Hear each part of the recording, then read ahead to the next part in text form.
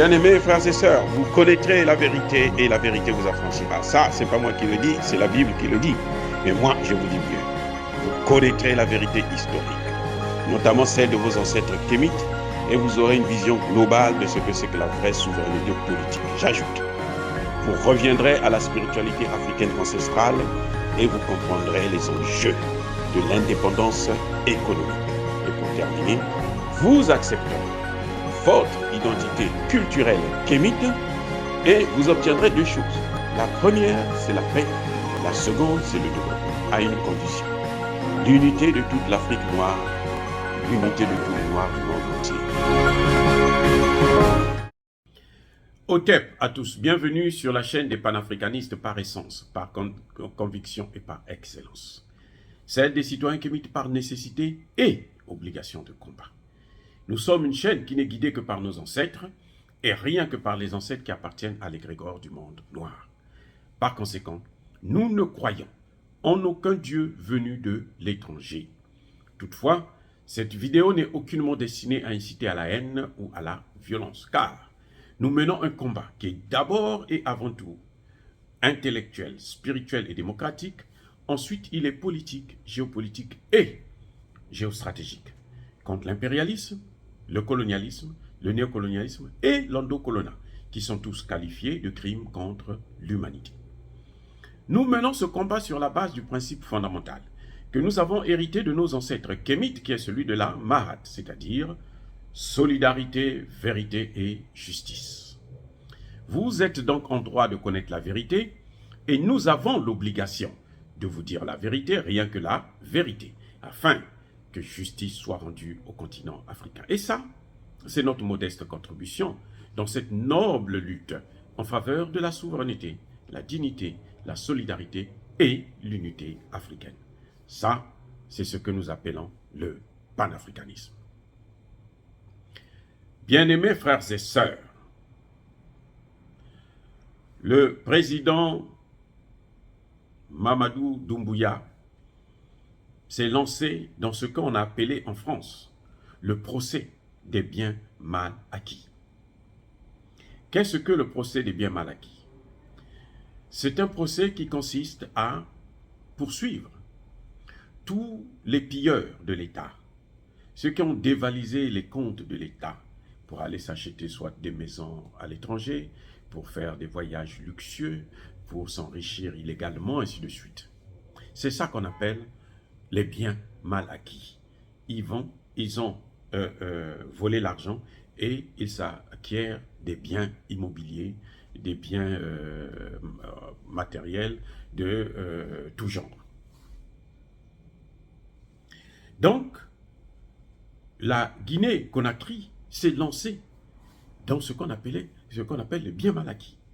Elle est en train de pourchasser les auteurs des biens mal acquis, les pilleurs de la nation guinéenne. Il y en a qui sont pour, il y en a qui sont contre, notamment ceux qui se sont enrichis, ceux qui sont suspectés, qui pensent que ce n'est pas la démocratie, ce n'est pas normal et autres. Mais pourquoi je parle de ça?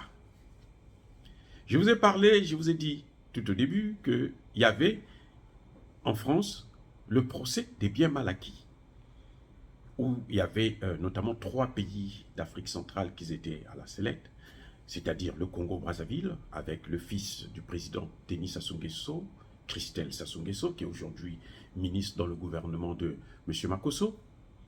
Il y avait le fils d'Obiangema Bassongo, un autre Obiangema, qui est actuellement vice-président de la Guinée équatoriale. Et il y avait aussi donc le Gabon, le Gabonais, le fils d'Ali Bongo. Mais vous savez, il y a une différence, et c'est pour ça que je vous parle de la Guinée. Il y a une différence entre les biens mal acquis en Guinée et les biens mal acquis au Gabon, en Guinée équatoriale, au Congo-Brazzaville. Il y a une grande différence. En Guinée-Conakry, c'est un processus juridique légal et légitime. Pourquoi je dis ça? Parce que c'est une affaire interne d'un État souverain. C'est-à-dire que les autorités de la Guinée ont le droit et d'ailleurs l'obligation, parce que la lutte contre la corruption, c'est ça justement. Ils ont l'obligation de attaquer, de chercher, de pourchasser, de poursuivre les auteurs des biens mal acquis. Parce que c'est le gouvernement guinéen et ça se passe en Guinée. L'argent vient de la Guinée. Or, dans le cas du Gabon, du Congo-Brazzaville, de la Guinée équatoriale et même du Cameroun, ce sont les biens, l'argent du Congo qui est investi dans ces pays en Occident. Vous voyez la différence? C'est-à-dire que, prenons le cas de Christelle, qui va, selon eux, détourner l'argent du Congo, et puis il amène ça en France, et il s'achète des immeubles, il s'achète des biens, de tout genre. Or, je vais vous dire une chose, c'est une grande hypocrisie. Pourquoi c'est une hypocrisie? Parce que vous ne pouvez pas acheter un appartement dans ces pays développés, enfin dits développés, si l'État n'est pas au courant de la transaction. Je le dis en connaissance de cause. J'ai travaillé pour une agence qu'on appelait, une ONG américaine, qu'on appelait HCCI, Harlem Congressional Community Improvement. Et mon rôle, c'était, j'étais dans l'immobilier. Donc c'était d'aider, de faciliter les Africains qui vivent à New York, leur donner la possibilité d'acheter des appartements, même lorsqu'ils n'avaient pas de papier. Je répète. C'est-à-dire qu'un Africain qui n'a pas de papier, qui est en situation irrégulière, mais qui a ses moyens, qui a la possibilité, qui travaille, parce qu'ici, vous avez cette possibilité-là, qui travaille. Mon rôle, c'était de les aider à pouvoir acquérir un appartement. Donc, je les accompagnais dans tout le processus d'acquisition de l'appartement. Maintenant, qu'est-ce que j'ai constaté? J'ai constaté que je rentrais, je mettais les informations.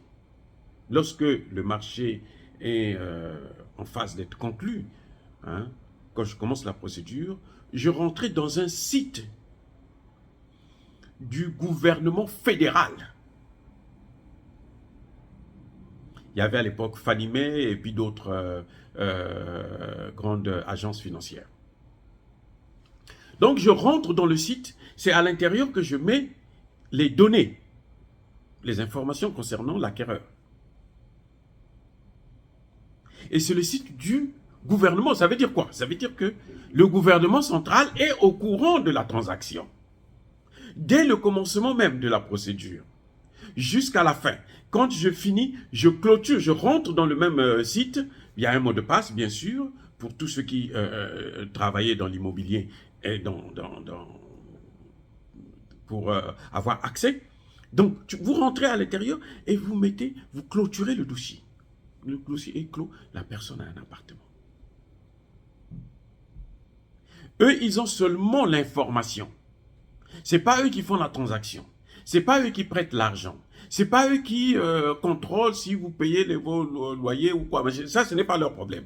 Mais ils doivent être informés. Dès que vous commencez la procédure, vous contactez les banques parce que ça me permettrait d'aider ces gens-là à obtenir parfois des subventions de l'État, de la mairie de New York, ainsi de suite, ou de l'État de New York, ou même de l'État fédéral.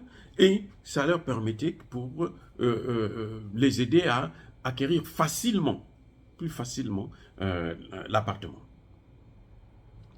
Donc, vous ne pouvez pas voler l'argent au Congo, ou au Gabon, ou en Guinée équatoriale, venir avec en France et acheter un appartement sans que le gouvernement français ne puisse le savoir. Écoutez, c'est impossible. Donc, depuis là, quand vous savez que vous devrez vous poser la question de savoir, mais monsieur, d'où vient l'argent que vous avez eu?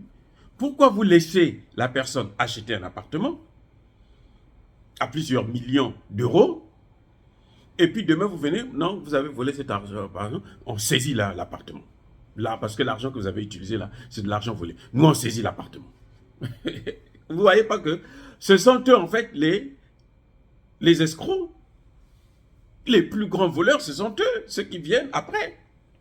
Alors que la Guinée, ce qui se passe en Guinée, c'est le gouvernement qui mène la lutte contre la corruption et qui s'attaque à des gens qui ont eu des acquisitions sur la base de l'argent qu'ils ont volé.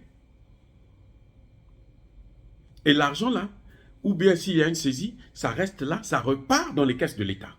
Alors qu'en France, ça ne repart pas dans les caisses de l'État du pays en question, c'est-à-dire du Congo, du Gabon ou de la Guinée équatoriale, du Cameroun. Ça reste en France.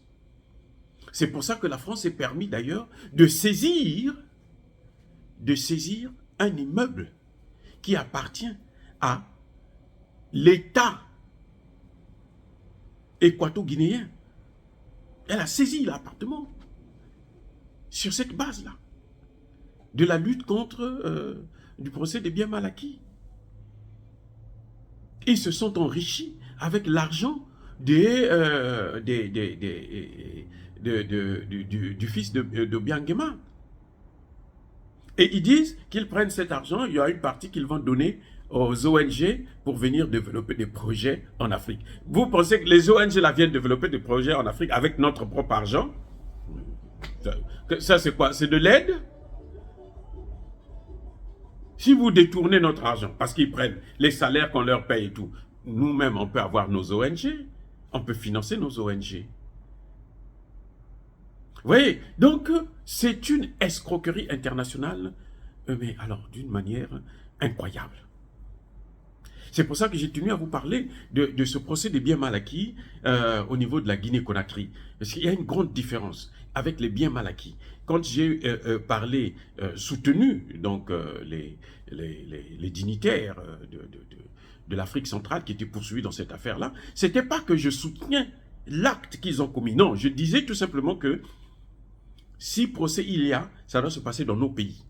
Et c'est possible de le faire, puisque la Guinée équatoriale est en train de le faire.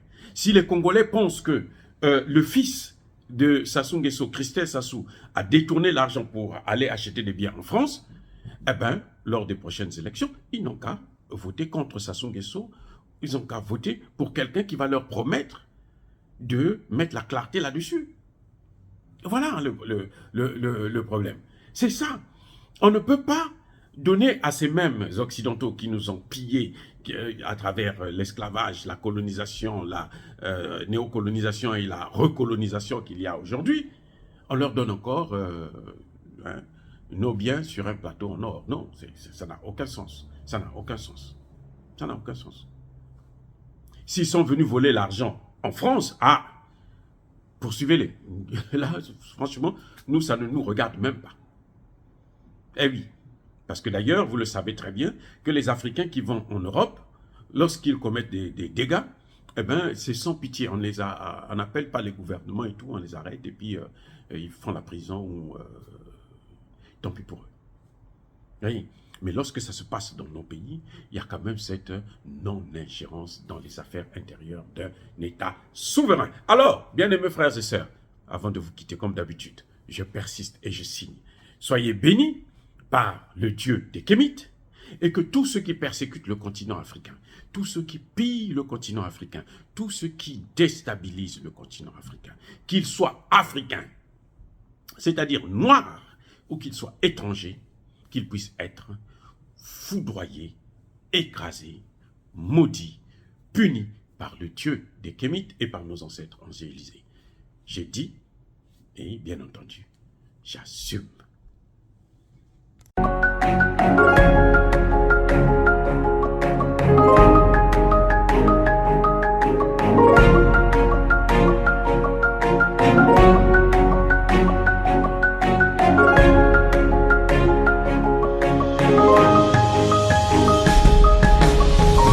Eux, ils marchent par la foi et non par la vue.